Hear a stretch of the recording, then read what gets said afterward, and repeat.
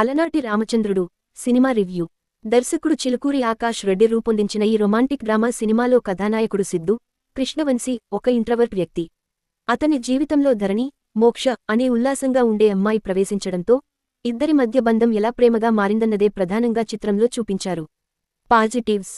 కృష్ణవంశీ, మోక్ష నటన పాజిటివ్గా నిలిచింది. మోక్ష ప్రదర్శన, ఆమె పాత్రలోని ఎమోషనల్ డెప్త్ సినిమాకు ప్రధాన ఆకర్షణగా ఉంది. శశాంక్ సంగీతం మరియు ప్రేమ్ సాగర్ సినిమాటోగ్రఫీ సినిమాకు చక్కటి వాతావరణాన్ని తెచ్చాయి. విజువల్స్ ఆహ్లాదకరంగా ఉంటాయి. నెగటివ్స్. స్క్రీన్ ప్లే చాలా నెమ్మదిగా సాగడం, ముఖ్యంగా సెకండ్ హాఫ్లో ప్రేక్షకులను విసిగించేలా ఉంది. కథలో ఆసక్తికరమైన మలుపులు లేకపోవడం వల్ల సినిమా రొటీన్గా అనిపిస్తుంది. కథలో కొత్తదనం లేకపోవడం, సహజంగా మోషన్ లేకుండా ముందుకు సాగడం చిత్రానికి పెద్ద మైనస్ పాయింట్స్గా నిలిచాయి.